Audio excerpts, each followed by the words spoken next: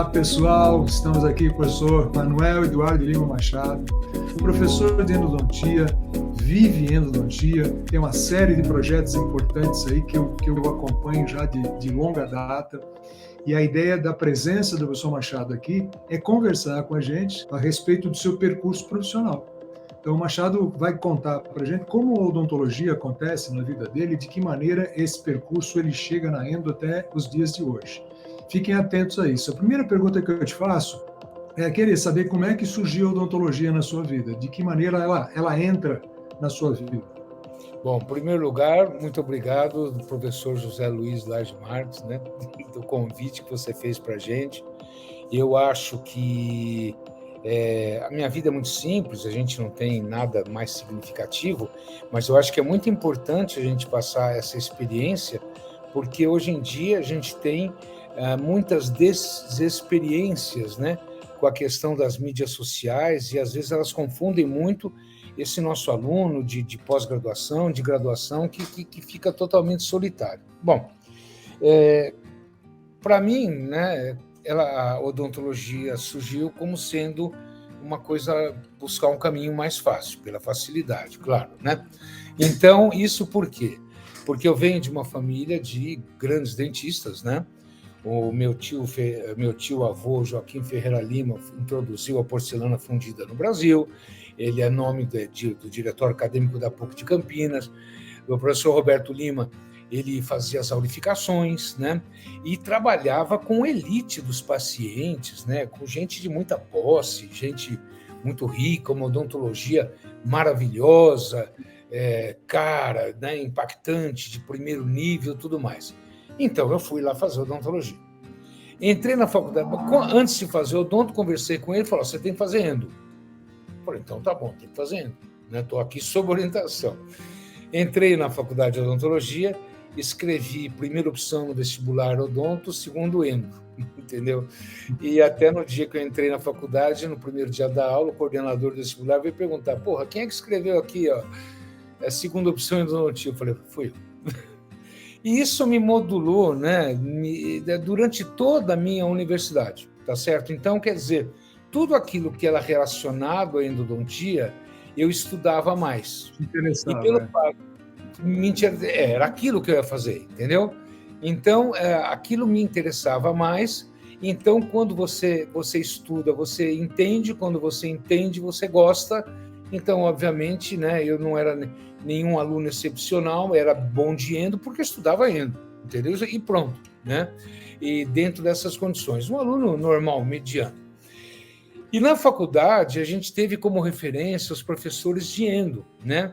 E o meu ponto maior que tinha, né, era a figura do professor José Gustavo de Paiva, que era professor da Universidade de São Paulo, né, um mito, assim, que era para quem meu tio enviava as endodontias. Então, quer dizer, a gente buscava, né, mais ou menos, atingir um nível de excelência muito grande, claro.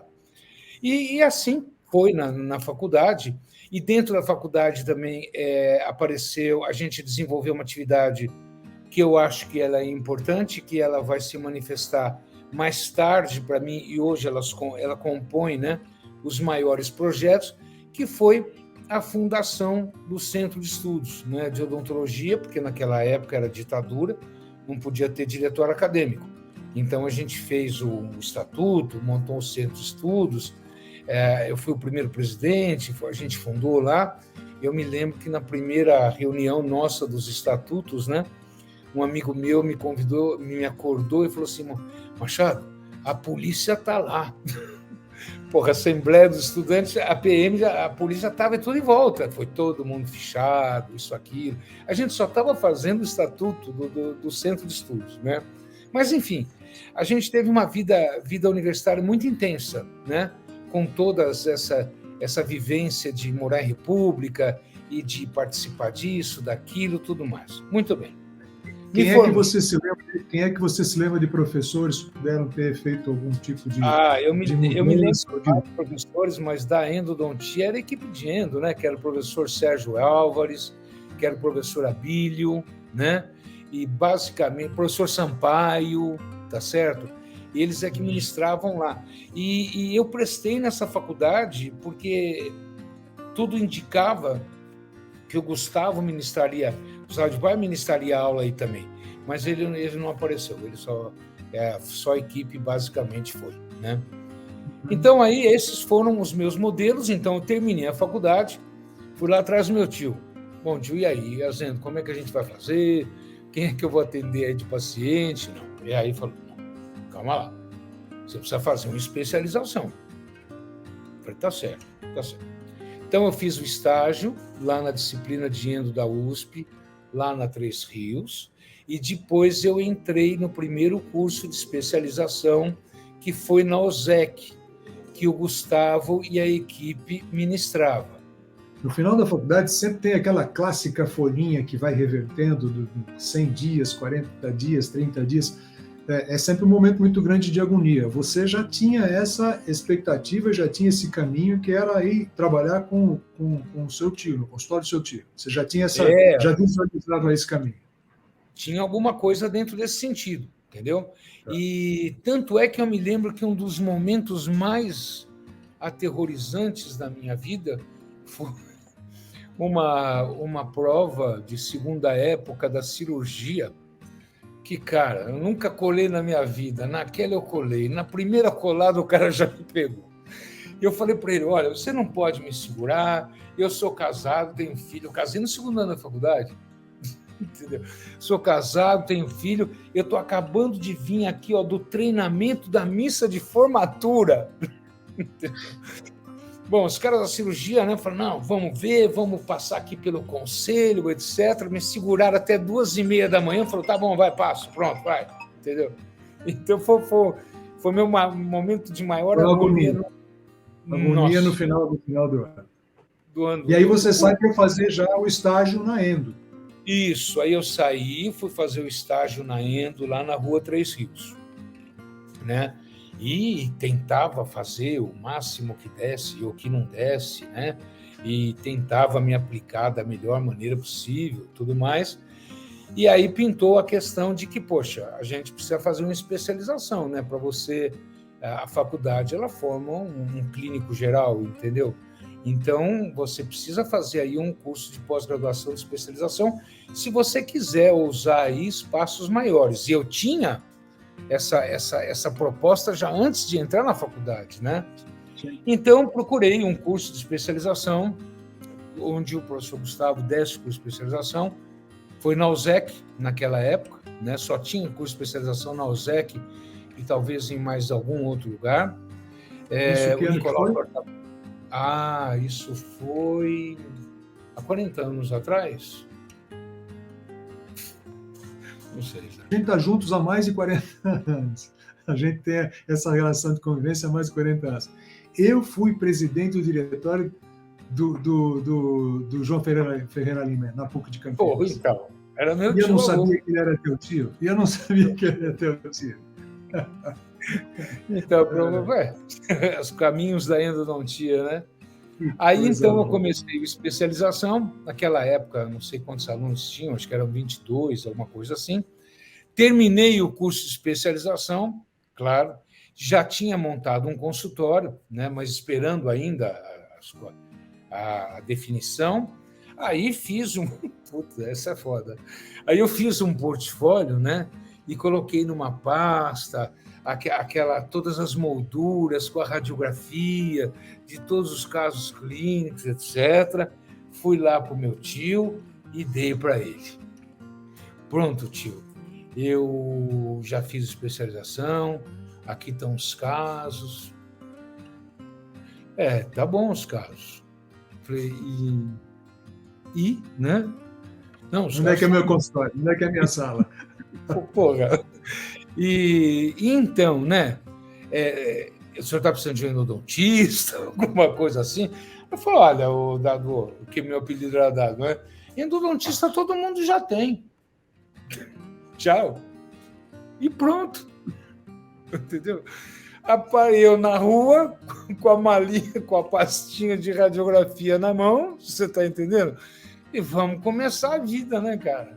Tá certo? Então, foi difícil. Não é fácil.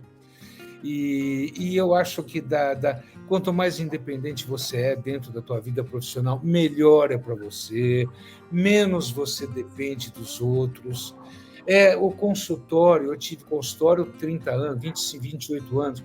O consultório ele é como qualquer outro negócio, né?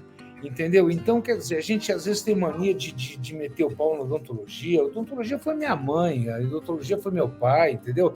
Ela me segurou, me trouxe tudo que eu tenho, né? E tem que ter paciência mesmo, porque a profissão, ela depende de uma série de coisas, né?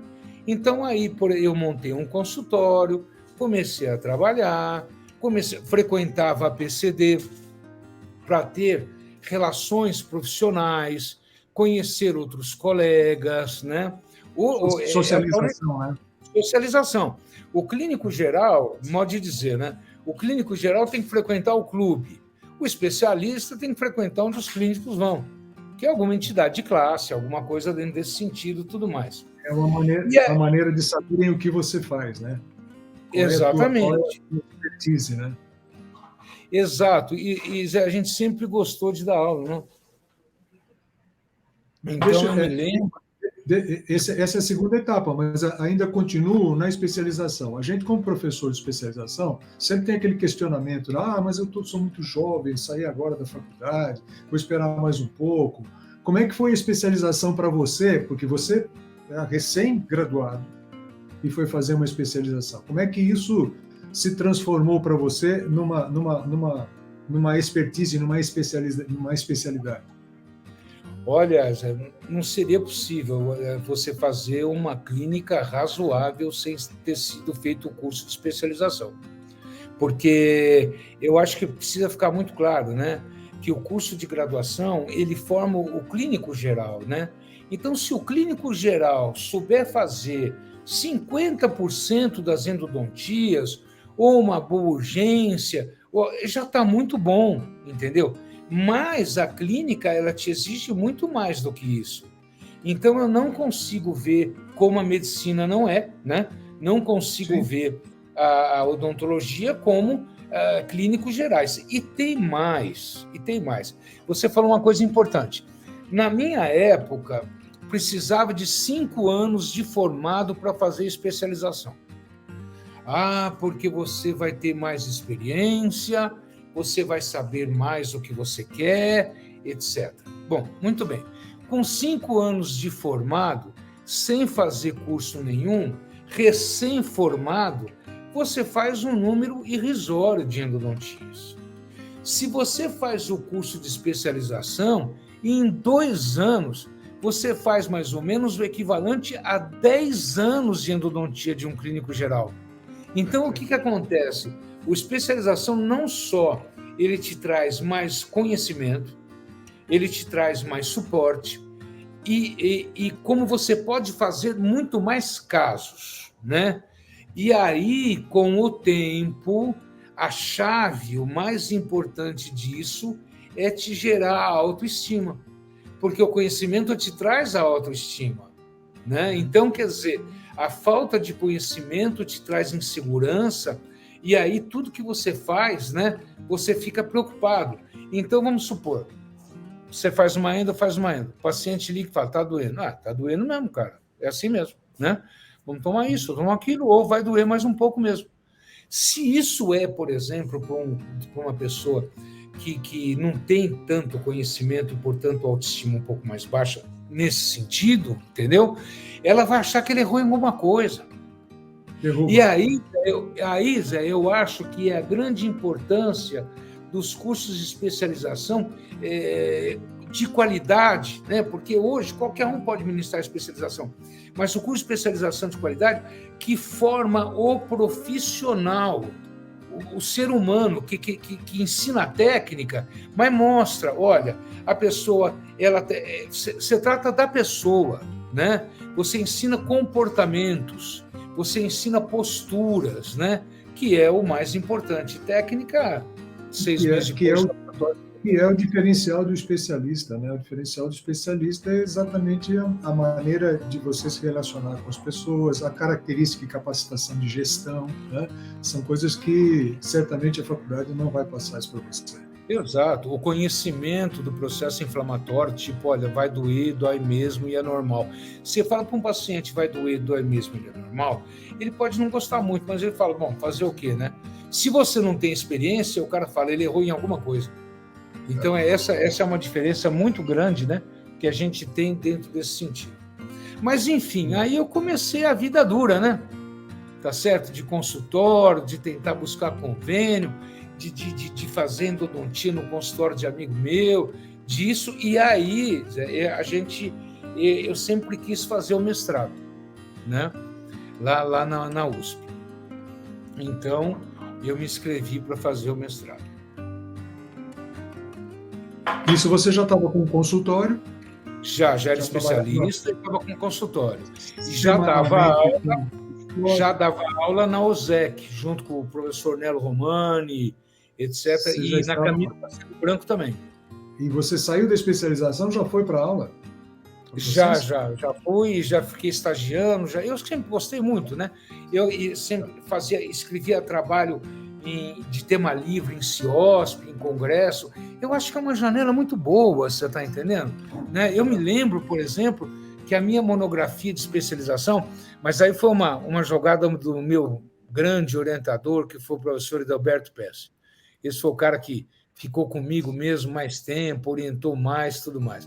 A gente fez um trabalho de limite apical, 1982. Eu não consigo entender. Sim. Lembro dele. Exato. 1982.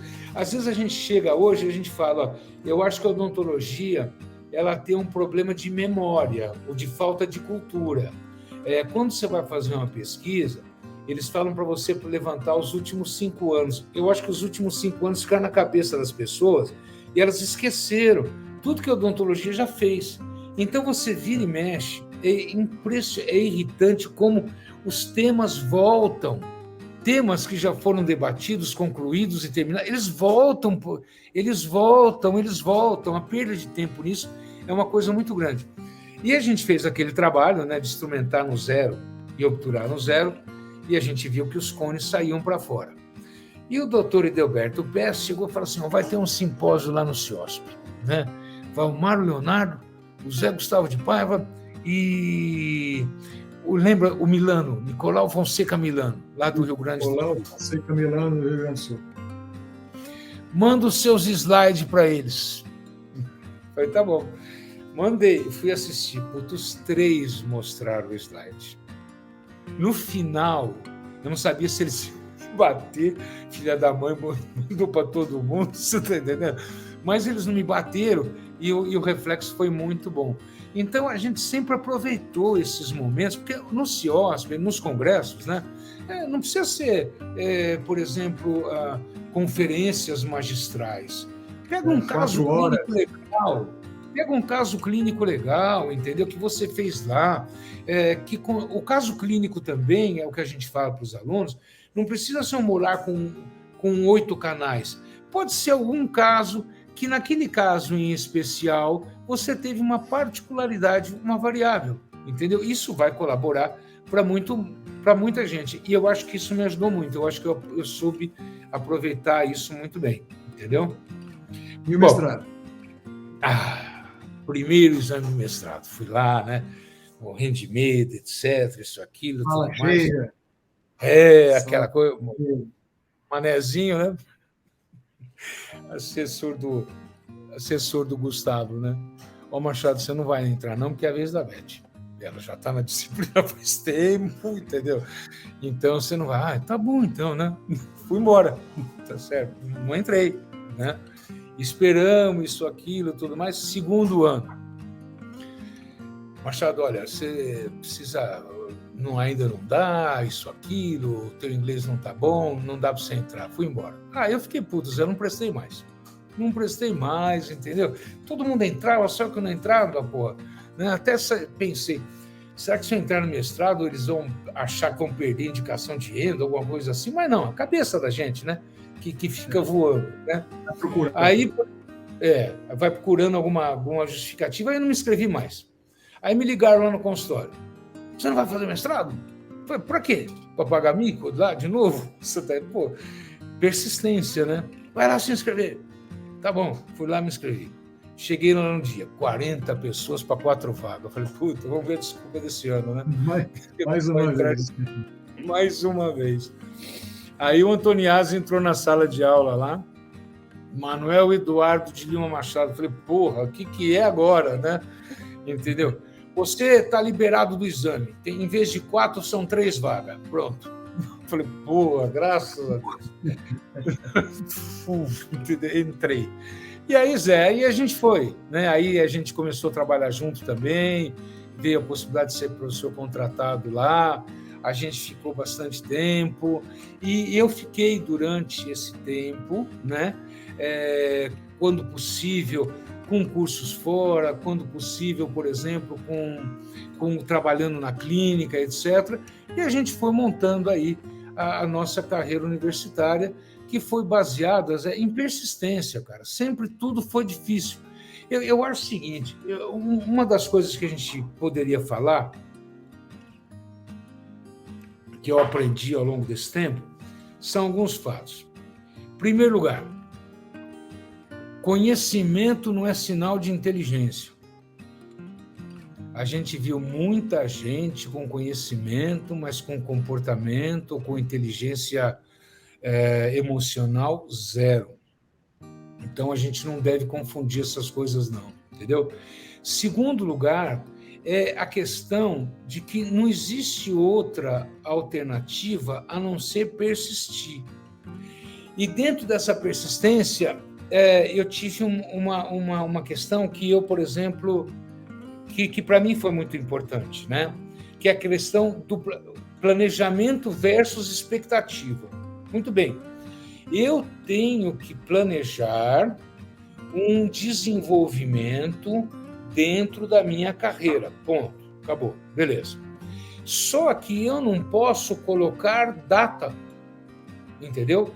Porque, tipo assim, eu vou me formar, eu vou fazer mestrado, depois de 5 anos eu vou estar fazendo isso, depois de 8 anos eu vou estar fazendo aquilo, tudo bem, você pode formar um planejamento para atingir isso que toda hora você vai ter que ajustá-lo. Toda hora você vai ter que ajustá-lo. Mas se você colocar data, você pode se sentir frustrado. Quer dizer, puxa vida, eu já estou há 2 anos, eu pensei que fosse assim e não é. Então a pergunta que se faz é o seguinte, mas quem te falou que era assim, né? Então o planejamento com data, ele pode ser o início, um gatilho de uma iniciativa, mas ele não pode ser levado em consideração, porque, na realidade, somos nós que estamos criando aquela história. Quem diz que ela é verdade?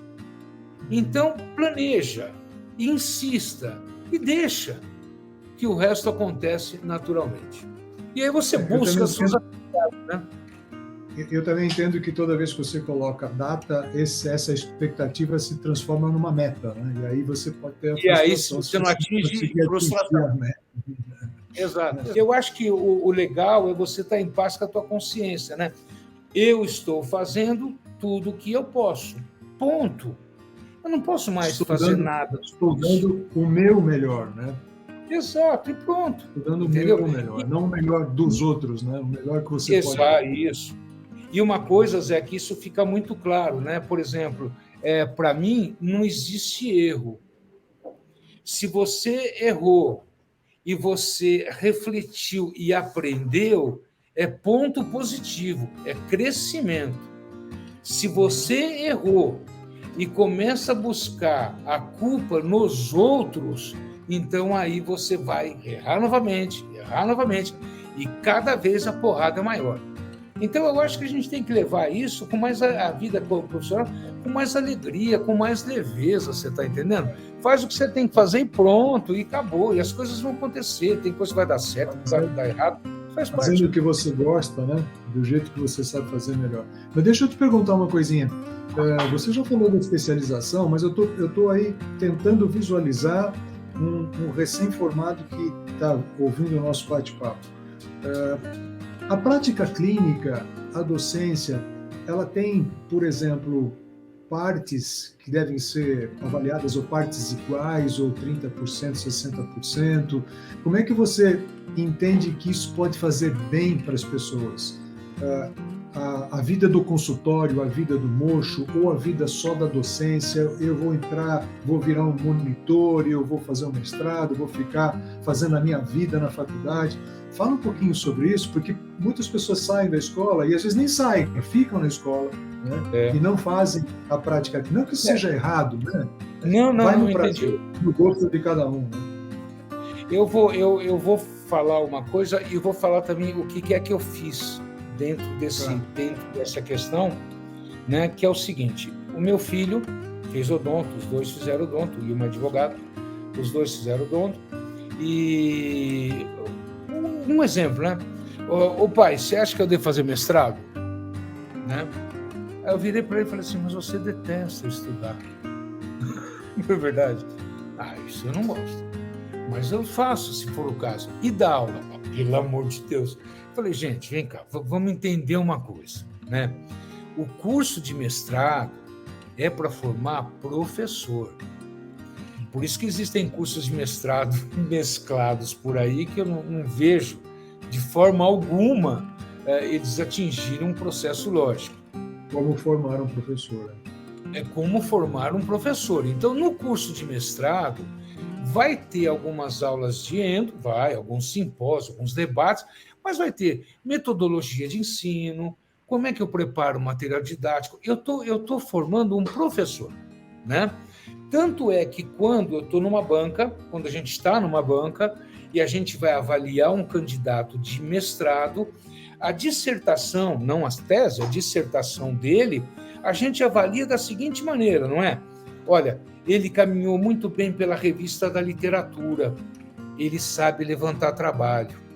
Ele caminhou bem na revista da literatura, ele sabe criar uma história.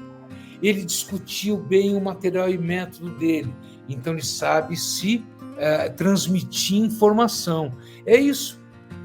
O doutorado forma pesquisador. O cara vai lá com a estatística, material e método, isso, aquilo. Aí você vai avaliar a tese dele, qual a metodologia, como foi a estatística dele. São coisas diferentes. Você vai ser professor? Não. Então você tem que fazer o quê? Você gosta do quê? De clínica. Então é especialização, um bom especialização. Terminou a especialização, depois de 1 ano, vai vendo o que acontece, um curso de aperfeiçoamento de 4 meses, de 3 meses. Então, isso de tendências, né? Quais são as tendências? Quais são? Porque você basicamente já está formado ali, né? Claro que você vai sempre aprender, mas o que é que está acontecendo de novo? O que aquilo pode colaborar com você, o que aquilo não pode colaborar com você, né? Exato. Então, um profissional bem formado, ele, por exemplo, já foge dessas coisas que está acontecendo hoje, de faz o curso em 24 horas e se torne isso, usa o instrumento tal que vai resolver tua vida. Não é. Instrumentos, você sabe muito bem, instrumento é ferramenta, ponto. Para atingir aquilo que você quer, né? Então, eu, por exemplo, quando comecei a dar aula, eu passei um período integral, mas depois disso eu voltei para a clínica e fui para a faculdade, e ali eu me encontrei dentro de uma questão, sabe? Eu, por exemplo, não queria ser um pesquisador de bancada, de laboratório, não menosprezando de forma alguma essas pessoas, que elas trazem colaborações fantásticas. Mas eu queria fazer pesquisa, tudo, mas um pouco mais imediatista, sabe? Eu queria ver o que os trabalhos da gente poderia colaborar com o clínico, entendeu? Uhum. Então, as minhas pesquisas, as minhas publicações, elas são voltadas para temas muito mais clínicos, né? E aí, Zé, aconteceu uma coisa. No transitar por tudo isso, eu tive a sorte de ser convidado aí para alguns eventos internacionais e desenvolver algumas amizades, e a gente terminou fundando a Sociedade Brasileira de Endo e depois a Sociedade Latino-Americana de Endodontia. Então, esse trânsito que a gente começou a fazer, ele começou a me trazer uma insatisfação muito grande e, por exemplo, não é missão, não é nada disso, mas, enfim, me fez ter algumas posturas um pouco diferentes, né? Então, vamos lá. Você, hoje em dia, quando você vai no congresso, quando você vai no lugar, etc., você tem dois tipos de ministrador. Você tem um ministrador que tem essência. Você, Zé, tem 40 anos, pesquisou, publicou, tem história, tem experiência, você tem essência. Então, você, quando vai dar uma conferência, você tenta trazer naquele tema, naquele público, aquilo que é aquilo de melhor que você tem e aquilo que você pode ajudar. E você tem um outro tipo de ministrador. O ministrador que usa coisas caras, né? Então, ele vem, ele fala para você que se você não tiver um tomógrafo no consultório, você não faz endodontia. Se você não tiver 200 equipamentos assim, as coisas não vão dar certo, isso, aquilo, tudo mais, sabe? Porque existe duas maneiras de se impor positivamente a uma plateia. Uma é com o teu conhecimento, isso é difícil, isso dá trabalho, né? E a outra é com o teu dinheiro. E aí você mostra que você tem um microscópio Zeiss da 5ª geração, ou coisa, e as pessoas saem de lá e falam assim, nossa, como esse cara é bom, sabe? E tem mais. O Brasil hoje, 2º lugar no mundo em publicação científica. Eu, quando vou para fora do Brasil, falo que eu sou brasileiro com o maior orgulho. Me lembro uma vez que a gente estava na IFEA lançando, né? A gente tinha lançado a sociedade, era a primeira vez que a gente estava lá, e aí apareceu o cara da Associação Americana, porque aqui é assim, aí o japonês, o inglês, o francês, aí era a minha hora. Eu falei, o que eu vou fazer? Eu virei e falei o seguinte, sou presidente da maior associação de endodontia do mundo, ponto. 500 faculdades, 40 mil especialistas, tá bom. Entendeu? Então a gente tem muita coisa.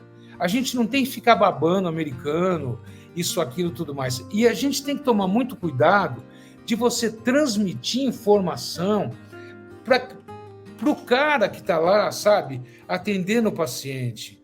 A gente tem que criar protocolos técnicos que são passíveis de altíssima qualidade, mas que são passíveis de serem aplicadas à nossa condição social. Esse conhecimento que nós desenvolvemos traz como responsabilidade para a gente essa missão de desenvolver uma endodontia mais simples, mais fácil, mais barata e de altíssima qualidade. Então, quer dizer, eu acho que essa é a nossa meta. Então, a nossa luta é mostrar para o aluno, poxa, cara, é assim que você vai trabalhar, isso daqui resolve, isso, aquilo, aquilo. Isso precisa? Olha, isso não precisa. Ou isso precisa em 1% dos casos, né? Em vez de, por exemplo, em vez de cultura e conhecimento, você ficar dando assim o supérfluo dentro da endodontia. Então, eu vejo como missão nossa, né? E aí a gente vai para simpósio, seminário, e é choque mesmo, né? Da gente poder mostrar, criar condições de desenvolvimento social, criar acesso aos pacientes e fazer com que o profissional ganhe dinheiro. Porque se ele é competitivo, ele ganha, né? Então, quer dizer, para isso a gente fundou o Projeto 32. O que é o Projeto 32? A gente vai para a Amazônia, faz endodontia, faz blindagem e fala, porra, cara, se você faz aqui, você faz em qualquer lugar, entendeu? Então, eu acho que esse é o tema, né, de grande responsabilidade que a gente tem daqui para frente, né? Principalmente nós, eu, você, outros colegas, que temos formação acadêmica, que têm titulação, que são líderes de opinião. Então, eu acho que a gente tem que devolver à população e ao especialista, aos nossos alunos, essa possibilidade de acesso social e também a possibilidade dele ganhar mais no consultório, porque ele passa a ser competitivo. Então, isso daí é o que veio no final das contas, entendeu? Depois dos 44... Essa missão essa missão social, né, do cirurgião dentista, ela sempre existiu, né? Porque, de certa forma, é uma profissão que nasceu para o acolhimento, né? A gente vive acolhendo as pessoas do consultório, né? E às vezes a gente esquece que esses pacientes que nos procuram, eles estão, além de querer um tratamento de qualidade, eles querem o carinho, querem o acolhimento, né? Não dá para você imaginar um bom tratamento que não tenha tudo isso envolvido. É com base naquilo que a gente já viveu, né? Como era a endodontia que você aprendeu e como é a endodontia que você pratica hoje? Você vê muitas diferenças? Você entende que essas mudanças foram mudanças definitivamente importantes para o resultado final? Eu acho, Zé, que é igual, né? É igual. Eu acho que a grande vantagem que, por exemplo, os instrumentos vieram, os cones trouxeram, foi, por exemplo, Isso foi muito importante. Eu preciso de menos habilidade. Então, eles promovem essas novas tecnologias úteis. Um raio-x digital, é um reciprocante rotatório, são as maneiras de obturação, você está entendendo? O ultrassom. Então, isso hoje, sim, isso faz parte completamente de um profissional de especialização. Eu acho que nós devornávamos 10 anos para aprender a instrumentar um canal com lima de aço, cara. Você lembra disso, Zé? Todo caso que eu fazia tinha um degrau, cara, entendeu? Eu comprava instrumento novo, falava, vou começar direitinho, eu vou prestar atenção, entendeu? E era muito difícil. Então, quer dizer, eu acho, por exemplo, que essa nova tecnologia, ela sim, ela pode criar um acesso social maior, porque ela é mais fácil de fazer, ela é mais simples e ela é mais rápida, e os resultados das pesquisas demonstram que são a mesma coisa, são muito bons, entendeu? Então, eu acho que, por exemplo, hoje, para um curso de especialização, a questão técnica é até menos importante, porque com as técnicas que a gente tem hoje, eles desenvolvem esse aprendizado rapidamente. O foco nosso maior é microbiologia, comportamento, patologia, etc., que aí sim, eu estou formando um profissional, né? Tem curso que forma técnico. Aí o cara aprende a fazer daquele jeito, não dá daquele jeito, ele acha que já errou. Então, eu acho que sim, que ela veio a participar positivamente dentro disso, sem os exageros que estão sendo colocados, entendeu? Você acha, então, que um aluno recém-formado ele deve sair para especialização, seja ela qual for?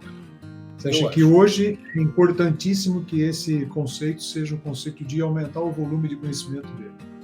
Eu acho que sim, aumentar o volume de conhecimento dele, aumentar o volume de prática dele, de habilidade dele, e eu acho que esse aluno ele vai ter uma vida melhor em todos os sentidos, né?